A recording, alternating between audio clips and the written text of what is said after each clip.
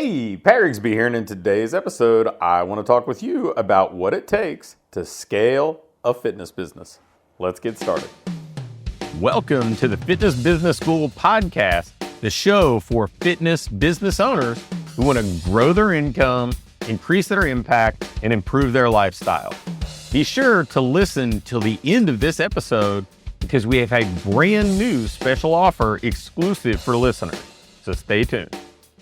For years, I've tried to organize the way that I think about businesses into kind of different stages or categories. There's that early stage business that usually has some revenue, some clientele, but it's just getting out of the gate. And one of the easy ways that you organize your thinking on that is saying, okay, business is under 5 or 10 grand a month in revenue, depending on what type of business it is. If it's a facility-based business, then probably under 10 grand. If it's subleasing online, then maybe even under 5 grand a month. But it's that early stage business that is largely just, it's being self-employed. It's not necessarily something that you would think of as a true business. It's somebody working for themselves as much as anything.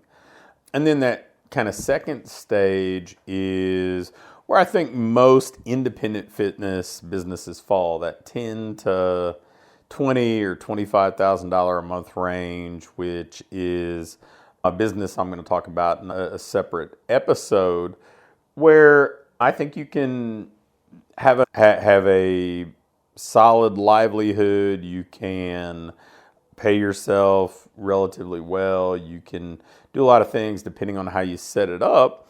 But in that kind of window of business, or in that kind of business, there's definitely some things that are constraints unless you decide, okay, I'm going to scale and run this as a bigger business that is system focused, that relies on numbers to drive decisions and not just emotion or impulse.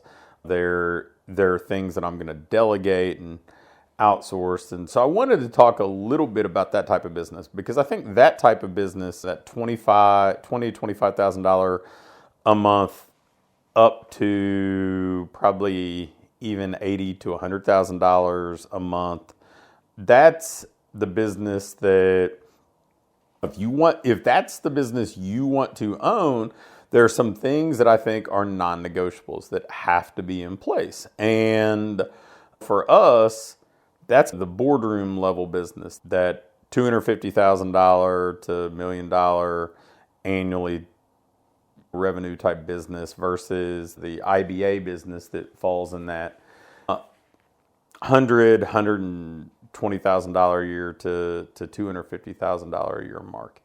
And to have that higher end business, the first thing that I would tell you have to do is have some sort of strategic planning in place. You have to have a way to organize the way you do things. And usually that's going to mean clarifying your vision and making sure that the decisions that you're making, the people you're hiring, are all in alignment with that. You need some sort of, I think, more short-term planning system in place. A lot of people use quarterly planning or 90-day planning. I tend to gravitate towards 6-week planning. But you need something that allows you to have specific benchmarks you're trying to hit, projects you're trying to accomplish, some sort of way to move things forward, especially when you're not the only one doing the things. And then you need a way to track numbers, whether you've got a business scoreboard in place or some other kind of way to know, okay, are we hitting our, whatever you want to call them. I know some people call them KPIs, some people just call them their numbers, but whatever the metrics are that are indicative of you operating in the way that you want, operating in a way that is moving towards your goals. And then you probably actually have to have a model, more of a framework for a business that other people can facilitate and execute on your behalf. Having programming that isn't fly by the seat of your pants, having a schedule that somebody manages, that whether it's you plugging in people's individual schedule and who's covering certain things, or you even having somebody on your team. You got to have operational systems in place. You need to have a way to train your staff, to onboard new people, to manage your finances, and to systematically fill the pipeline with leads that ultimately become clients. Now, I know I've talked about a lot of these things in a real general sense, but that's when I look at the businesses that are just hanging out in that $15,000 a month range. Usually the things that I just alluded to and a few other things that I would call operational systems, for a lack of a more individually specific way of describing them, those businesses don't really have so much of that stuff. A lot of it is in their head. They don't track their numbers all that well. They may be haphazard about how they pay themselves. A lot of times they rely more on part-time employees. And in many ways, I would tell you that's totally fine. It's your business. You get to decide what you want. But if you want to scale a business, this is the sort of stuff that you have to think about. You actually have to think in terms of business, not training and somehow making money providing training. It's okay, how do we operate a business? And this is the service we provide as a business. It's really an identity shift, I think, in many cases. You become an actual business owner. You actually have to think in terms of being a leader, managing other people, managing your systems, your operations, your finances. And the thing that you're selling is this service that helps people improve their health or their performance or their fitness. And the reason I wanted to touch on this is I think a lot of people will say, hey, I want to scale, I want to grow. But they only see the highlight reel of what the growing actually involves, right? They see, hey, I could get a bigger house, or I could take more vacations, or I could drive a new car, because these people that have these bigger businesses that generate this amount of revenue and this amount of owner income, that's what they do, which is totally fine. And there may be some truth to that, but as with a lot of things in the world that often operates around social media, you see what people want you to see, and you don't necessarily understand what went into that.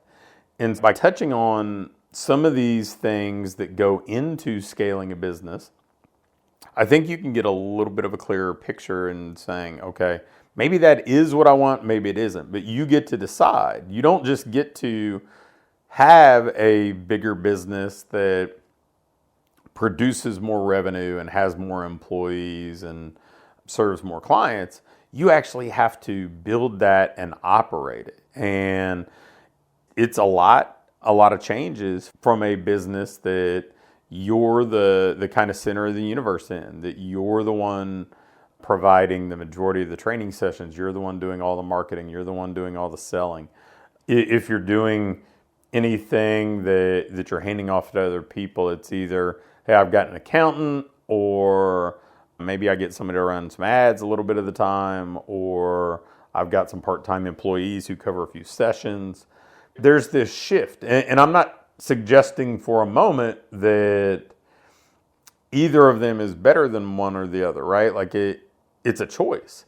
And I know for me, there's a type of business I enjoy operating that is definitely not a corporate type of business that, that is the bigger kind of operation that has countless moving parts and it's big enough. I've always felt like if it requires an HR department, it's probably too big for me to want to run it. It's just not small. It's not nimble. It's not the people involved I can't really have a relationship with. And so I know where my sweet spot is. And I would tell you that you may think, hey, you know what, even after you've mentioned all that stuff, that's what I want. That's what I want to grow to.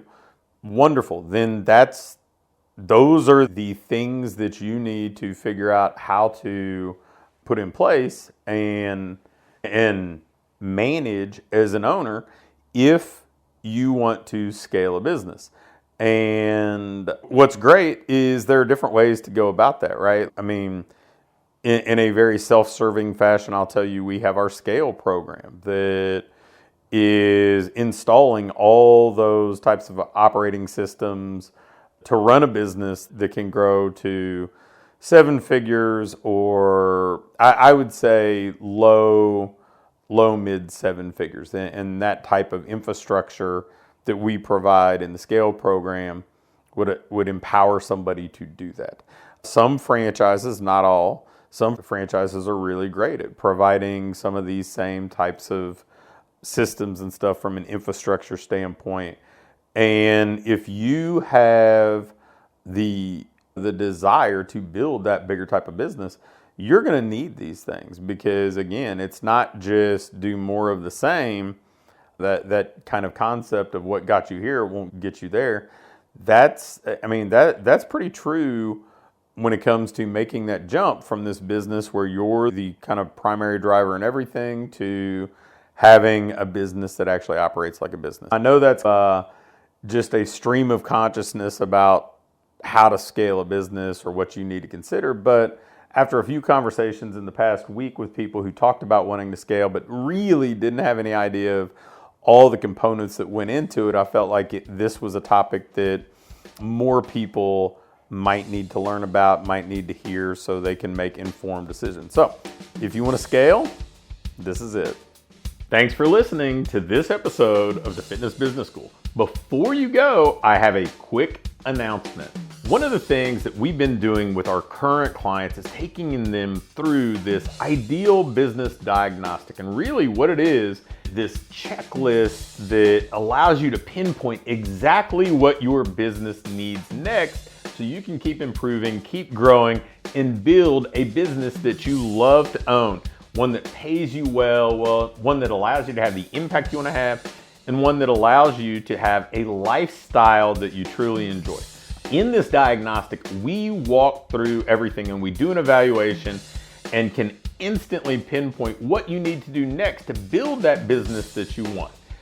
I'm going to extend this opportunity to get on with either me or my team and take you through this evaluation and fix your business's most vital needs fast.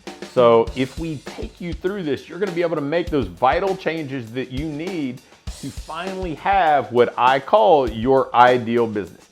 If you'd be interested in going through this entirely free, risk-free diagnostic with us and learn what you already have in place, what you're doing well, and where your greatest opportunities for rapid improvement are, just shoot me an email with diagnostic in the subject line to pat@patrigsby.com.